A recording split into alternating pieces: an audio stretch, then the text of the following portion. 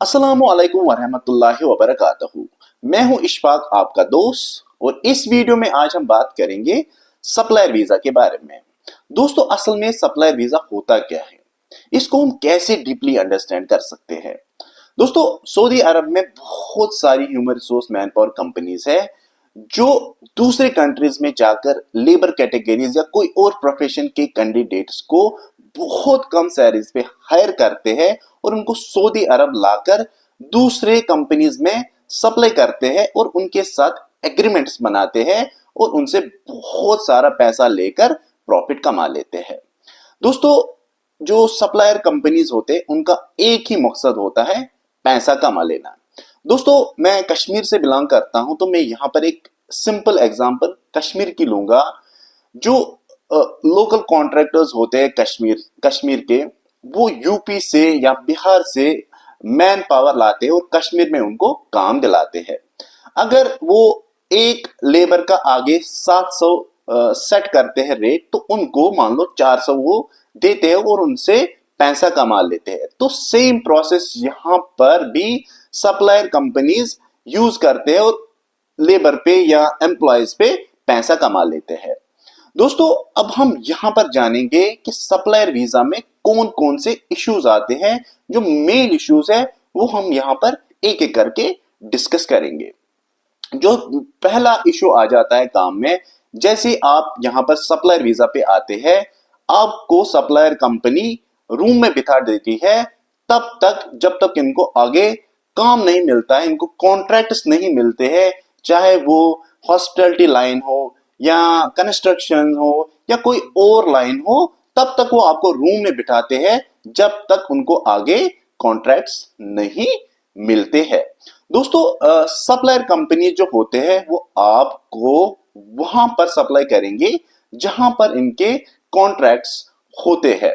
मान लो कि अगर उनको कॉन्ट्रैक्ट्स आगे होते हैं और उनको 100 वर्कर चाहिए, इनके पास ऑलरेडी बंदे होते हैं रूम में जिनके पास काम नहीं होता है, तो ये क्या करते हैं, ये सब कैटेगरीज को एक ही जगह भेजते हैं। चाहे आपने 10th किया हो, 12th किया हो या बैचलर डिग्री की हो या मास्टर्स डिग्री की हो, क्योंकि ये जब आपको हायर करते हैं ये आपको लेबर कैटेगरी के लिए हायर करते हैं।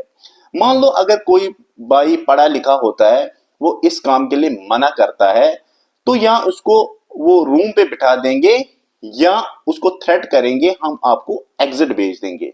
जैसे ये भाई रूम पे बैठता है 1 महीना 2 महीना, आखिर में इसके पास खाने के लिए भी पैसे नहीं होते हैं, ये मजबूर हो जाता है या वो उसी पे काम करता है लेबर कैटेगरी पे, या वो डिसाइड करता है वो घर से पैसा मंगाता है, इनको पैसे देते हैं और फिर वो जाके घर जाता है एग्जिट।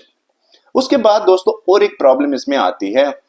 जो सप्लायर कंपनीज होती है वो आपको अगर किसी कंपनी में सप्लाई करती है, तो उस टाइम डिपेंड होता है कि इस कंपनी के साथ सप्लायर कंपनी का कितना कॉन्ट्रैक्ट पीरियड बाकी है। मान लो अगर कॉन्ट्रैक्ट में 3 महीना बचा है, तो आप वहां पे खाली 3 महीना काम कर सकते हैं। अगर कॉन्ट्रैक्ट रिन्यू होता है तो आप वहां पे काम करेंगे, अगर कॉन्ट्रैक्ट रिन्यू नहीं होता है तो आप वहां पे काम नहीं कर सकते। तो आपको फिर सप्लायर कंपनी रूम में रखती है जब तक इनको आगे फिर से कॉन्ट्रैक्ट नहीं मिलते, चाहे उसमें 2 महीना लगे, 3 महीना लगे, 4 महीना लगे या कोई भी टाइम लगे, तब तक आपको ये रूम में बिठा देते हैं।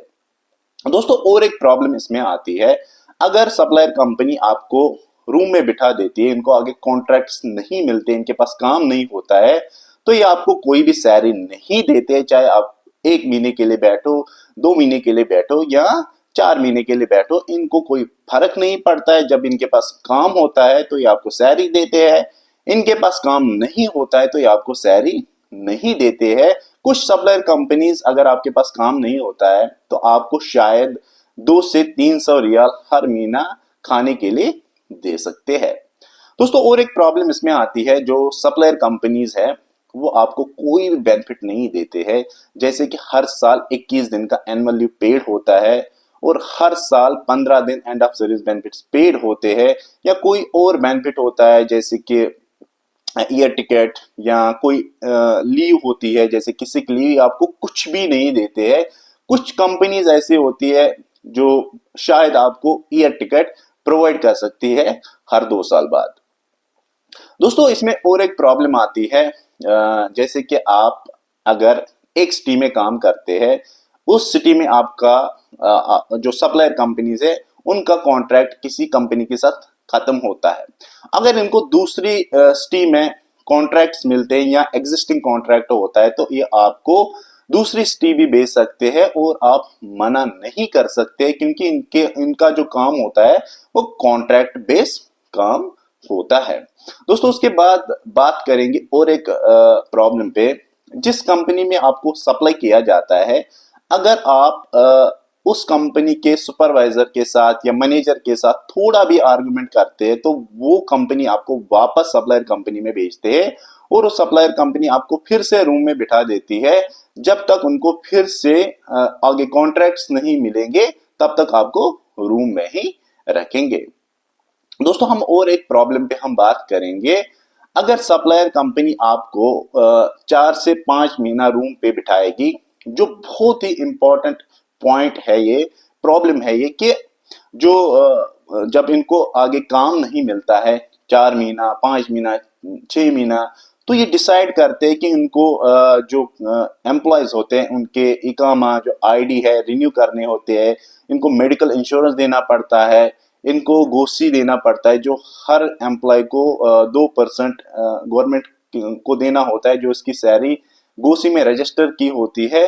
और बहुत सारे डायरेक्ट और इनडायरेक्ट कास्ट इस एम्प्लॉय पे होते हैं।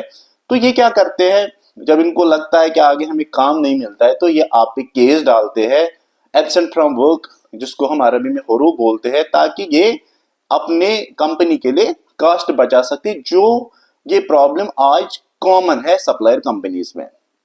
उसके बाद दोस्तों बात करेंगे, ये जो सप्लायर कंपनीज है ये आपका 2 साल का कॉन्ट्रैक्ट बनाते हैं और आपका पासपोर्ट भी जब्त करते हैं और अपने पास ही रखते हैं, जो बहुत इलीगल है। दोस्तों ये जो प्रॉब्लम्स है, ये मेन प्रॉब्लम्स है सप्लायर वीजा पे, जो हमने अभी डिस्कस किए हैं। दोस्तों अब हम एक और पॉइंट यहाँ पे डिस्कस करेंगे कि एक सप्लायर कंपनी एक लेबर कैटेगरी पे कितना पैसा कमा लेती है। दोस्तों एवरेज में एक सप्लायर कंपनी एक लेबर पे कितना कमा लेती है वो हम डिस्कस करेंगे। ये आगे जो सप्लायर कंपनीज है आगे 4,500 एवरेज में लेती है कंपनियों से, और उसमें उसको कितना खर्चा आ जाता है। ये 1200 रियाल आपको सैलरी देते हैं, जो आईडी है इकामा है उसमें 854 एवरेज पर मंथ का कॉस्ट आ जाता है, जो मेडिकल इंश्योरेंस है उसमें 160 एवरेज पर मंथ आ जाता है। उसके बाद जो गोसी है उसमें 8 रियाल का हर महीना खर्चा आ जाता है, क्योंकि ये आपकी बेसिक सैलरी 400 ही रखती है और जो बाकी 800 है वो अदर अलाउंस में डालती है, क्योंकि इनको 2% गोसी को देना होता है, जो आपकी जो बेसिक सैलरी है जो गोसी में रजिस्टर होती है।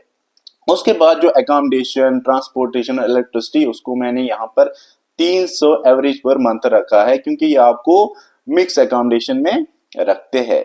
जो इनका टोटल कॉस्ट आ जाता है ना एक लेबर पे, वो 2500 का आ जाता है। तो आगे ये कितना लेते हैं, 4,500। तो इनमें ये हर लेबर पे 2000 एवरेज में कमा लेती है। आप सोचो कि एक कंपनी में 10,000, 20,000, 30,000 एम्प्लॉयज होते हैं, ये लेबर पे 2000 कमा लेते हैं हर महीना। आप सोचो कि जो बड़े पोजीशंस होंगे, जैसे कि डॉक्टर है, नर्स है या इंजीनियर्स है, ये उन पे कितना पैसा कमा लेते हैं। आप अब डिसाइड करो कि सप्लायर वीजा पे आना सही है या नहीं है। मेरा काम है इंफॉर्मेशन देना, डिसीजन लेना आपका काम है। दोस्तों इस वीडियो में मैंने आपको बता दिया कि सप्लायर वीजा होता क्या है, सप्लायर वीजा पे कौन कौन से इश्यूज आ जाते हैं, और एवरेज में एक सप्लायर कंपनी पर लेबर पे कितना कमा लेती है। दोस्तों अगर आपको ये वीडियो पसंद आए, वीडियो को लाइक करें, शेयर करें और चैनल को भी फॉलो करें ताकि जो मेरे नए वीडियोस है वो आप तक पहुंच सके। Thank you very much.